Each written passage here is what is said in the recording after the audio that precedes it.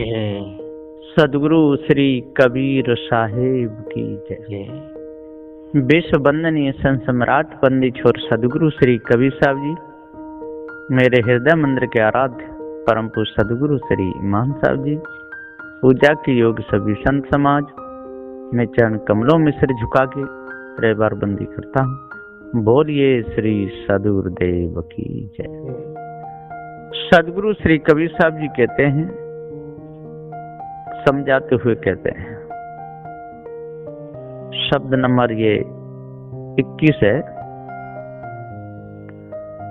साहब कहते हैं कि रामन रमस कौन डंड लागा, मर जाए वे का करे वे अभागा। रामन रमस कौन डंड लागा, मर जाए वे का करे वे अभागा। कोई तीरथ कोई मुंडित कैसा, पाखंड मंत्र भ्रम उपदेशा। विद्या वेद पढ़ करे हंकारा, अंत काल मुख फांके छारा। दुखित सुखित हुए कुटुंब जमावे, मरण वार एक सर दुख पावे। कहीं कबीरे कलह खोटी, जो रहे करवास निकरे टोटी। साहब कहते हैं कि रामन रमस कौन दंड लागा, तू कहां जा रहा है, अपने आप को भूल करके तू भटक रहा है। ये चेतन जीव सत्य अविनाशी राम है और तू अपने आप को भूल गया, तू चैतन्य राम को भूल गया। अविनाशी है, अजर अमर अखंड है, स्वयं शुद्ध है, इसके ऊपर दूसरा और कोई नहीं है। तो रामन रमस, जो जिस राम में तू रम रहा है उसमें रमना छोड़, अपने आप को जान। राम न रमस, तेने जो अपने से भिन्न कोई भी माना है वो तेरी भूल है। तू स्वयं सत्य है, तू अजर अमर अखंड है। जैसे दशरथ का बेटा राम, जो दशरथ के बेटा राम थे, और उसी प्रकार तू भी दशरथ का ही बेटा है। सदगुरुदेव के वो भी इंद्रियों के गुलाम और तू भी इंद्रियों का गुलाम। वो भी घर गृहस्थी वाला और तू भी घर गृहस्थी वाला, तो क्या अंतर निकला। इसलिए तू शुद्ध स्वरूप चेतन राम को जान। ये आत्मा परमात्मा की कल्पना छोड़, तू ही सत्य है। रामन रमस कौन दंड लागा, और तू अपने आप को भूल गया है? और दूसरे राम को किसी को मान करके, अपने से भिन्न मान करके तू भूला है। ये दंड तुझे किसने दिया कि तू अपने आप को भूल है? तू अपने आप को भूल जा और दूसरे को मान। ये दंड किसने दिया? तू अपने आप स्वयं दंड भोग रहा है। तो रामन रमस, अब जो तेने कल्पना करके राम माना है उसमें रमना बंद कर। तेरे को किसी ने दंड नहीं दिया है, तू स्वयं ही दंडित हो रहा है। तेरे को ये किसने दंड दिया? किसने कहा कि नदियों के चक्कर लगा तेरे पाप कट जाएंगे? कौन से राम ने आकर के कहा? कोई कहने वाला है नहीं। ये मनुष्य ही मनुष्य को भरमा रहा है, मनुष्य ही मनुष्य को घुमा रहे हैं। नदियों के चक्कर लगाओ पाप कट जाएंगे, कौन कह रहा है? ये मनुष्य ही तो मनुष्यों से कह रहे हैं। ये देवी देवताओं की पूजा करो, पर्वतों के चक्कर लगाओ, ये कौन कह रहा है? कौन सा भगवान आके कह रहा है आपसे? कोई कहने वाला नहीं, ये मनुष्य ही कह रहा है। मनुष्य भिन्न जितनी भी कल्पना है वो मिथ्या है और मनुष्य की हुई ही कल्पना है। तो रामन रमस कौन दंड लागा, मर जाए वे का कर वे अभागा। हे अभागे जीव, तू इसी खोज में दौड़ते दौड़ते दौड़ते दौड़ते अपने आप को भूल जाएगा और इसी में मर जाएगा। मरना कहिए भूलवश तीनों खानियों में भटक जाएगा, यही मरना है। और मरना क्या है? दुख ना छूटे, दुखी होता रहे, बार बार दुखी होता रहे, यही तो मरना है। मर जाए वे क्या करे वे अभागा। अरे अभागे तू मर जाएगा, है? तू तो भाग्यशाली है, भाग्यवान है, मानव जन्म में आकर के अभागा क्यों बन पाया? अच्छे कर्म कर, भूल के जो कर्म है उनको आज सुधार, भूल को सुधारो। जो अनादिकाल की जो भूल है आज सुधार लो, पार की संतों की शरण में लग करके। तो रामन रमस कौन दंड लागा, मर जाए वे का कर वे अभागा। अरे पत्थर पूजते पूजते अरे अभागे तू मर जाएगा। बिल्कुल विषय भोगते भोगते, चोरी करते करते, हिंसा करते करते, राग द्वेष करते करते, लड़ते झगड़ते झगड़ते, अपने ऊपर किसी इस ब्रह्म परमात्मा आत्मा को मानते मानते तू मर जाएगा, लेकिन तुझे अपने स्वरूप का ज्ञान नहीं हो पाएगा। इसलिए आज तू अपने आप को जान, तेरे ऊपर दूसरा और कोई नहीं है और तुझे तेरी प्राप्ति स्वयं कभी होने वाली नहीं, क्योंकि तू स्वयं ही है? तो अलग कहां से होगी तुझे अपनी प्राप्ति? कबीर अपने आप की कहे जो प्राप्ति होए, ऐसा भ्रम जा उपजा सो जीरा गया भिगोए। ऐसा भ्रम जा उपजा कि मेरा स्वरूप मेरे से भिन्न है, तो समझ लो कि वो जीरा भिगो गया। अमृत आत्मज्ञान में हंता बिसरे और खाए, सदगुरु श्री पूरन साहब जी कहते हैं रमेनी नंबर 22 में टीका में कि अमृत आत्म धोख में हंता बिसरे खाए। इतनी बड़ी हानि हुई कि विष खा गया, अपने से भिन्न किसी अमर पद को मान लिया, आत्मा को मान लिया, हानि हो गई, विष खा रहा है। तो रामन रमस कौन दंड लागा, मर जाए वे का करे वे अभागा। ये संसार में फंस करके और तू मर जाएगा। कितनी मानंदी हैं, बहुत मानंदी। मत पंथ भी बहुत चल रहे हैं, ये सब किनके चलाए हुए हैं? ये सब इसी चेतन अविनाशी के चलाए हुए, मनुष्यों के चलाए हुए हैं। और मनुष्य अपने आप को भूल गया अपनी ही कारीगरी में और स्वयं बध गया, अपने बनाए हुए जाल में बध गया। तो सदुदय जी पुखार के समझाते हुए कह रहे हैं कि जब तक इस भ्रम में रहेगा तब तक तेरे को कौन बचाएगा? तेरे को स्वयं बचना पड़ेगा। रामन रमस कुंडन लागा, मर जाए का करे व्यवहार।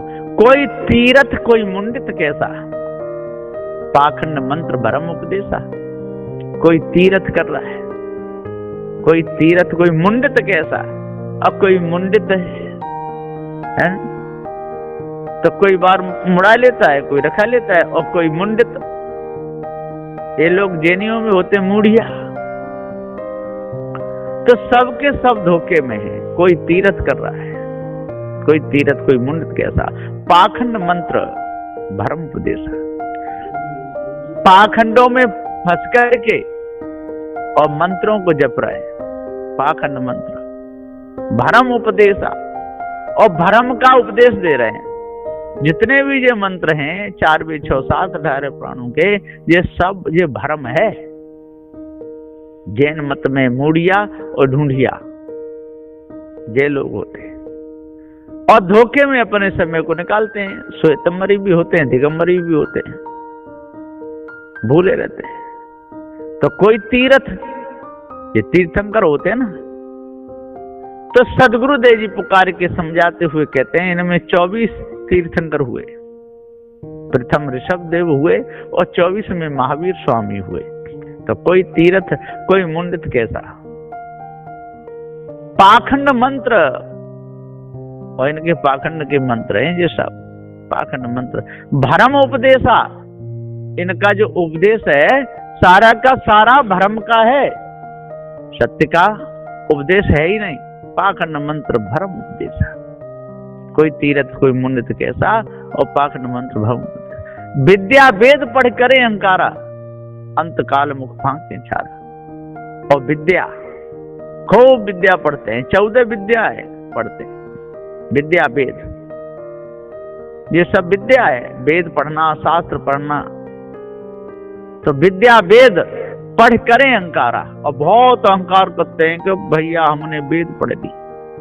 अब वो तो सारा भरम का भरम ही है।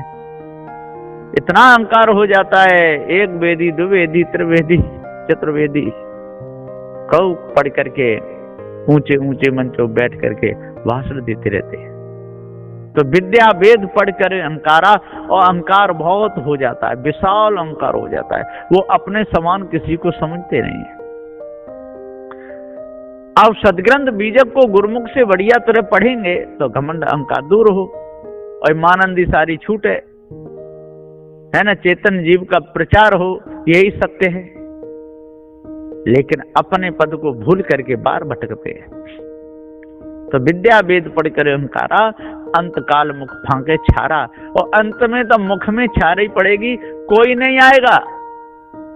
जब कर्म का दंड आएगा तो कोई बचाने आने वाला नहीं है। कर्म का दंड सबको भोगना पड़ेगा, चाहे वेद पढ़े चाहे शास्त्र पढ़े, पुराण पढ़े कुरान पढ़े, वायु पढ़े, कुछ भी पढ़ ले, है ना, चाहे रतनसार पढ़ ले चाहे रत्नाकर पढ़ ले। जो रतनसार और रत्नाकर जैनियों के जो 2 ग्रंथ हैं, इन्हीं को पढ़ पढ़ करके पूरा समय बर्बाद करते हैं। तो विद्या वेद पढ़ कर अहंकारा, अंत काल मुख फांके छारा। दुखित सुखित हुई कुटुंब जमावे, और मरण वार अक्सर दुख पावे। और दुखित सुखित होकर के कुटुंब को जमाते रहते हैं, कुटुंब को जमाते हैं पूरे। घर गृहस्थियों में कोई मर जाए तो उसको सबको जिवाना ही पड़ेगा, उसको लाना ही पड़ेगा। बहुत खर्चा करवाते हैं समाज के लोग, ये कर वो कर, बेचारा दुखित होकर के कर्जा लेकर के करते हैं। दुखित सुखित हुए कुटुंब जमावे, और पूरे कुटुंब को जमाना पड़ता है, सब बुलाने पड़ते हैं, खर्चा कितना भी आ जाए उसमें बेचारे पर कर्ज हो जाता है। किसी किसी का तो खेत और मकान ही बिक जाता है। कितना बड़ा दुख देते हैं जी माया भी गुरु वालों।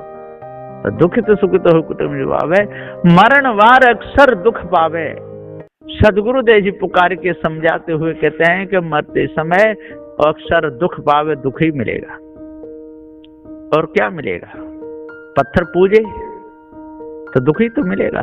नदियां पूजी, पत्थर पूजे, देवी देवता मनाता रहा, ईश ब्रह्म परमात्मा मनाता रहा, ये भूत भवानी चंडी मुंडी वालों के चक्कर में फंसा रहा, ईश ब्रह्म आत्म परमात्मा के गुण गाता रहा, निज स्वरूप को अपने आप को भूल गया।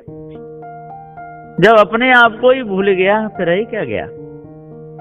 कुछ भी नहीं है। अविनाशी चेतन जीव है, सबका नाम रखने वाला यही है, सारी विद्याओं को जानने वाला यही है। तो दुखित सुखित हो कुटुंब जमावे, और मरण बार अक्सर दुख पावे। जो विषय भोगता रहा, भरम भूल कल्पना लगा रहा, विषय भोगों से भरम भूल कल्पना से छूटने का किसी ने उपदेश दिया ही नहीं। जिन्होंने उपदेश दिया तो वो भरम का ही दिया। और ये कहते हैं कि देखो भाई, गृहस्थी जाल में फंसना कोई बुरी बात नहीं है, ये तो अपना धर्म है। यदि ये बुरा होता तो मर्यादा पुरुषोत्तम राम, तीनों लोक के नाथ, वो शादी क्यों करते? देखो उनके बच्चे भी थे, उनकी पत्नी थी, और कृष्ण थे, हैं, कितने बड़े थे, वचन के पक्के, लंगोटी के सच्चे, बहुत अच्छे संत भी कहलाते थे। और तब भी देखो उनकी कितनी रानियां थी। इसलिए चाहे स्त्री 1 रखो, चाहे 2 रखो, 4 रखो, इसमें कोई दोष नहीं है। क्योंकि बड़े बड़े भगवान कहलाने वाले, त्रिलोकी नाथ कहलाने वाले, अवतार कहलाने वाले, वो रखते रहे। है? तो हम लोगों को रखने में क्या दोष है? अब रखो। तो विद्या वेद पढ़ करे अहंकारा, अंत काल मुक्फा कछारा, दुखित सुखित हुए कुटुंब जमावे, और मरण वार एक सद दुख पावे। कहीं कबीर यह कलह खोटी, जो रहे करवा सुन करे टोटी।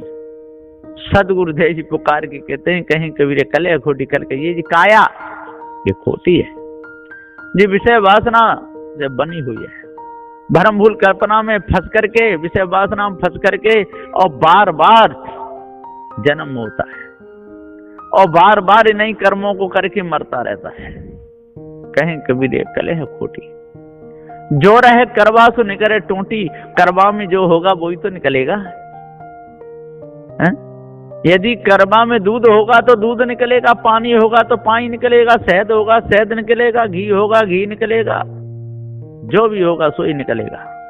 यदि सदगुण होंगे तो सदगुण निकलेंगे, और दुर्गुण होंगे तो दुर्गुण निकलेंगे। तो जो रहे करवा सो निकले टोटी, कहीं कबीर कलह खोटी, और जो रहे करवा सो निकले टोटी। इसलिए मनुष्य जन्म में आकर के पारखी सदगुरु श्री कबीर साहब जी का जो सदग्रंथ बीजक है, इसको बढ़िया तरह हित से पढ़ना चाहिए, लगन से पढ़ना चाहिए, और ये सारी कल्पना इस ब्रह्मात्म परमात्मा की मिटा देनी चाहिए। इस ब्रह्म आत्म परमात्म गुरुवंदर की ना, और इसी भाष में भरम डोले बनो बुद्धिहीना, फंस के जड़ाध्यास बंधन में मूर्ख गुरुपद नहीं चीना। अरे मूर्ख, तेने जड़ाध्यास बंधन में फंस करके और गुरुपद को नहीं चीन पाया, धोखे में अपने समय को ले गया और मंडन करता रहता है। कोई कोई तो मंच पे बैठ करके आजकल पारसी महात्मा भी और जड़ मूर्ति पत्थर पूजा का मंडन करने लगते हैं, नदियों का मंडन करने लगते हैं, यही ठीक है। अरे उन्होंने ऐसे कर्म किए, आज उनकी मूर्तियां बनाई जा रही हैं, पूज रही हैं। अरे उनने तो अच्छे कर्म करे और उनकी मूर्ति बना के पुजवा दी, तो उनका अपमान किया कि सम्मान? ये सम्मान नहीं है। महापुरुषों की मूर्ति बना के पुजवाना ये कोई उनका सम्मान नहीं है, ये तो उनका अपमान है। सदगुरुदेव जी पुकार के समझाते हुए कहते हैं, उनकी यादगारी में भंडारे करो।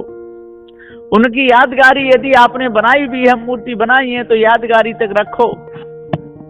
अब उनके चरणों में सिर झुकाओगे, दूध चढ़ाओगे, खाने पीने की चीज चढ़ाओगे, है ना, और कहीं खाएंगे, भोग लगाते रहोगे, तो ये तो उनका अपमान है।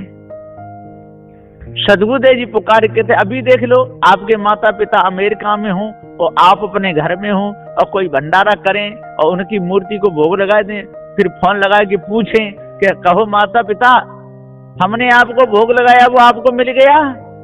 तो वो तो यही कहेंगे नहीं मिला। क्यों कहे? तब उनके पास में नहीं पहुंचा, तो जब शरीर छूट जाएगा तो उनका लगाया हुआ भोग उनके पास कैसे पहुंचेगा? लेकिन लोग विचार नहीं करते हैं। सदगुरुदेव जो रहे करवा सो निकले टोटी। सदगुण होंगे तो सदगुण, दुर्गुण होंगे तो दुर्गुण निकलेंगे, है ना। चेतन पूजा होगी तो चेतन पूजा के ही शब्द निकलेंगे। यदि निज स्वरूप का ज्ञान हो गया होगा तो निज स्वरूप के ज्ञान के शब्द निकलेंगे। यदि बाहर के ग्रंथ रट लिए तो वो ही निकलेंगे। जीव आत्मा, जीव ही परमात्मा है, जीव ही आत्मा है, जीव ही ब्रह्म है, जो कुछ है सो जीव ही है। अब बताइए, सदगुरु श्री कबीर साहब ने तो ब्रह्म को भ्रम कह दिया, आत्मा को भ्रम कह दिया, तो क्या वो भ्रम जीव हो सकता है? जीव अलग है और भ्रम अलग है। इसलिए जीव को और भ्रम को एक में नहीं मिलाना चाहिए। जीव को ब्रह्म को एक ही नहीं कहना चाहिए, जीव को और आत्मा को एक ही नहीं कहना चाहिए। ये आत्म सिद्धांत की व्याख्या अलग है और जीव की व्याख्या अलग है। सदगुरु श्री कबीर साहब के पारक सिद्धांत की व्याख्या अलग है और ब्रह्म ज्ञानियों के ब्रह्म ज्ञान की, आत्मज्ञान की व्याख्या अलग है। इस पे ध्यान देते हुए भ्रम को दूर करना चाहिए, भूल को दूर करना चाहिए, मिटाना चाहिए।